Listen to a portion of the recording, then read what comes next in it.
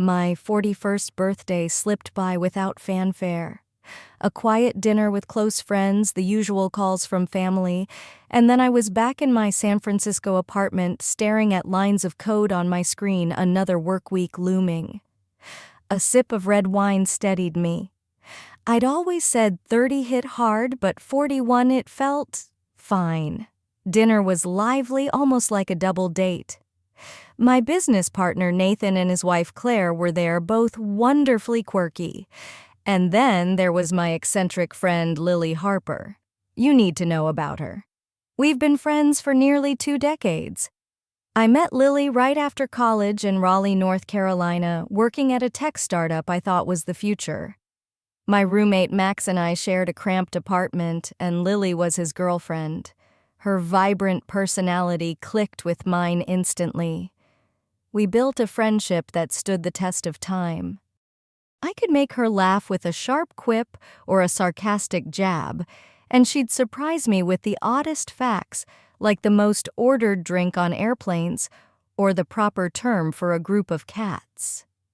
This was a woman who'd chase a car to decode a license plate or dial a phone number mentioned in a movie. When Max moved on, Lily and I stayed close. She later dated an artist, Caleb, and followed him to Los Angeles to chase his dreams. I, meanwhile, worked grueling hours staying humble. The startup crashed, but I bounced around software companies across the West Coast, gaining skills and experience. Lily became a teacher. Thousands of miles separated us, with coffee catch-ups or dinners happening only every few years. But emails and texts kept us connected. Rarely a week passed without our playful, meaningful chats about life or random news. Even when we had nothing profound to say, we'd banter and entertain each other. I'd never call her my best friend outright, but who could rank higher? Beyond her quirky humor, Lily had a kind, patient heart. That patience carried me through dark times, failed relationships, jobless stretches. She listened, and if you've ever been in a rough patch, you know that's the greatest gift a friend can give. You might wonder why we never got together. We clicked so well after all. The typical answer, friendship's too precious. She's like my sister, feels trite. The truth is harsher but simpler. Lily wasn't attractive to me. Let me paint the picture as it matters to the story. She was painfully thin, 5'5", but barely 100 pounds. No muscle, no curves, flat as a board. Her oily brown hair, often cropped short, framed a pale, freckled face that burned instead of tanned. Thick glasses perched on her angular nose. To outsiders, she looked severe. Worse, she didn't care about her appearance. Her strong, nonconformist personality shunned feminine norms.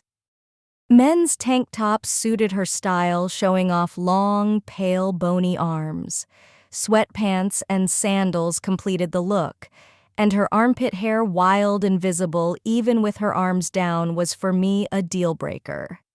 I'm a guy who trims, for heaven's sake. You might think I'm harsh, but her lack of appeal made our friendship possible. If she'd been attractive, I'd have been a different version of myself, less authentic, more guarded. Trust and affection wouldn't have grown. And it went both ways. She never showed romantic interest in me either. From that mutual disinterest bloomed the most rewarding friendship I'd ever had with a woman. We both married eventually. Lily convinced Caleb to tie the knot after years of persuasion, but his struggling career and their rocky relationship faltered. I married Sophia, a fellow engineer from Oregon. Neither marriage lasted beyond 5 years. Caleb, it turned out, preferred men. A tomboy wife was just a stand-in. As for Sophia and me, that's a story for another time. Now, after 20 years, Lily and I were neighbors again in Los Angeles. When I finally pursued my dream of starting a business opportunity, led me here back into her orbit. 2 years ago, it felt like old times. That night, as I shut down my computer and prepared for bed, the doorbell rang. Few people could surprise me at 11 p.m. I opened the door to find Lily. "Late birthday surprise, Ethan," I teased. She giggled, "Not quite." I stepped aside, letting her in. Something was off. Lily looked deflated, like she carried a heavy burden. She sank onto my couch, staring ahead. "Want a drink?" I offered. "Water," she said softly. As I filled a glass, she spoke, her voice low. "I'm not feeling great, Ethan. It's like life was supposed to go one way, but I'm almost 41 and it's not moving. This is my existence, good or bad?" I nodded. "I get it. I didn't expect to be divorced or childless at 41. She sipped her water, twirling the glass. "I'm here because I want change. I need your help." "Name it," I said. She hesitated, then met my eyes, tears brimming. "I'm lonely, Ethan. I haven't dated in years." I feigned surprise. "Really?" She nodded. "I know I give off a weird vibe to guys. I don't look like I'm supposed to. I've tried dating sites, but the decent guys ghost me and the ones who reach out are too old or wrong. There's this guy at work I like, but I'm scared to say anything." I leaned in. "You've got to take risks sometimes." Her eyes dropped to the floor, voice trembling. "I've heard how men talk about my looks." I softened. "There's nothing wrong with how you look." She shook her head. "I'm not here for reassurance. I want help from a guy's perspective. I want to be more attractive before I ask him out." I was stunned. "Lily, I can barely match a shirt and pants. This is a question for a girlfriend." She disagreed. "I need a man's opinion, what men want to see. I'm tired of being alone. I'm ready to do whatever it takes." I hesitated. "I'm no expert." She pressed. "You've known me forever. You must have some thoughts on what I could change." My mind raced. I had opinions, sure, but saying them felt like betraying her. How do you tell your best friend she's fundamentally unappealing without hurting her? Yet she was asking for honesty. Didn't I owe her that? "All right," I said. "You want my help? I'll be blunt, but I won't sugarcoat it. You ready?" Her eyes lit up. "That's exactly what I want." I stood, motioning for her to stand, and turned slowly. She complied, arms outstretched. She was a stick figure, beanpole or scarecrow. But I saw potential. "Guys like femininity," I began. "Nothing about you says that. Ditch the sweatpants, they're for lazy Sundays. Think skirts, dresses, jeans, leggings, sandals gone. Guys don't want to see your toes. They want mystery, to imagine what's hidden." She sat listening intently as I continued. "Your arms cover them. Let guys wonder what they look like. Tank tops are out, long sleeves, blouses, something that sparks imagination." She smirked. "What, wear a burqa?" I laughed. "Not quite, but your wardrobe screams I don't care." "You do care, don't you?" Her voice rose. "I do. I don't wear dresses, so what, I'm not chasing some alpha jerk. I don't care about society's rules or painful heels." I nodded. "I get it. But men, we're primal. We're drawn or not at first glance. You need that initial spark to get a guy's attention. Then your personality shines." She sighed, softening. "So heels," I grinned. "Feminine, not torturous. Try dresses, professional looks, or jeans with a lace top. Keep the glasses, they're sexy smart. Guys will imagine taking them off." She laughed nervously. "I can't see 3 feet without them." I waved it off. "By then he'll be too smitten to care." "Hair?" she asked. "Longer," I said. "Yours looks flat when it grows out." She groaned. "I've tried every product." "It's hopeless," I pressed. "There's got to be something at a drugstore that works, and this is delicate, but your armpit hair, leg hair, it's not ideal. A little grooming goes a long way." She nodded, surprising me. "Agreed. I'll handle it." I paused, choosing my words. "Your body. You're too thin. Add 10-15 pounds muscle, not fat. A trainer, a diet, some strength training. You'd go from frail to fit. Guys love that. She frowned. You sound like my mom. I can't gain weight. I insisted, you're not cursed. Feed your body right, train it, it'll respond. She stood looking overwhelmed. So trainer, muscle, makeup, posture, dresses, longer hair, grooming. That's it, I nodded. Some you can start tomorrow. Others, like hair and fitness, take time. She headed for the door, avoiding my eyes. Did I go too far? I asked. No, she said softly. I asked for this. She left, and I didn't see her for months. Sunlight flooded my bedroom, harsh and unforgiving. Sophia was packing, tossing clothes into an open suitcase. I stood at the door pleading. We talked about counseling.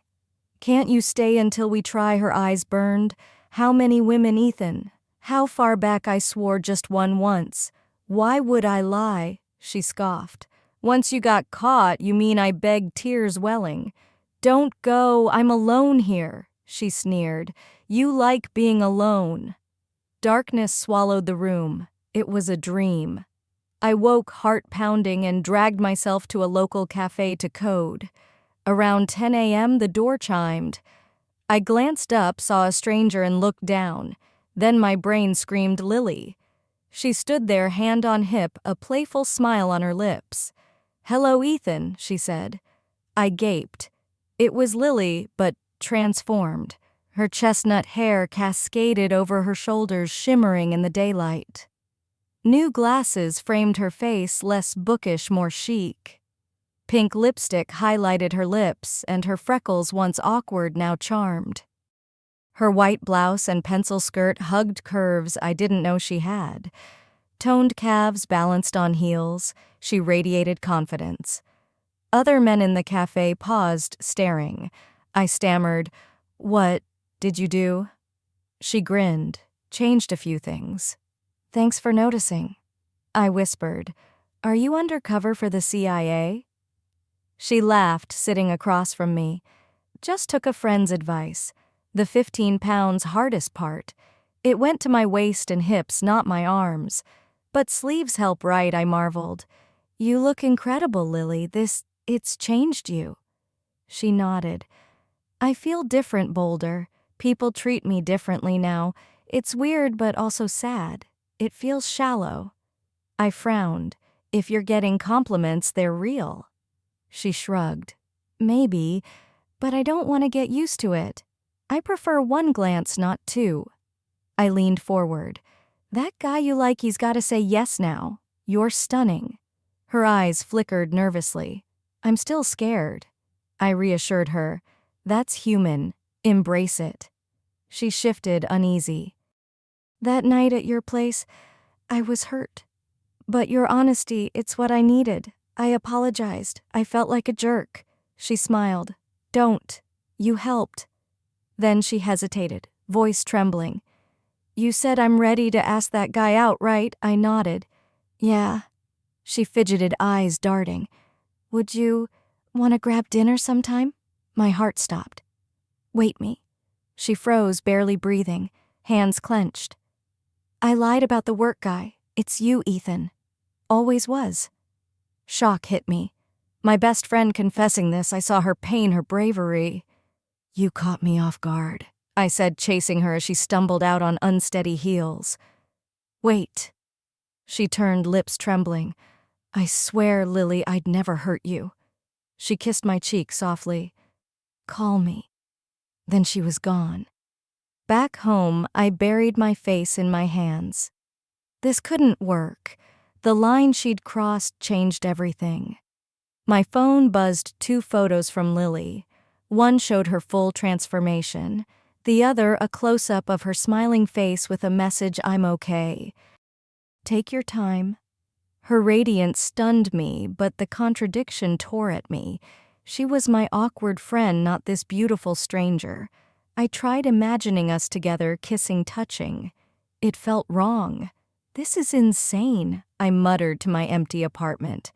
Dating, what would we even talk about? We know everything already. Yet her smile haunted me, full of courage and vulnerability. That night she texted, "Give me a chance." I couldn't respond. I needed advice, so I texted her, ironic as it was, "Hey, I need help. My best friend wants something big from me. If I say no, I'll lose her. If I say yes, it'll end in disappointment." She replied, "If you say no, you won't lose her forever, and you're wrong about disappointment. You might be surprised." I pushed back. "I've tried seeing her that way, it doesn't work." She texted, "I've changed, Ethan.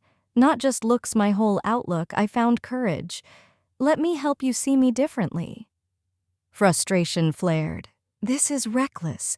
A failed romance could ruin us. She agreed but countered, "The status quo is worse. Being just friends isn't enough anymore." I sighed. "What do I do?"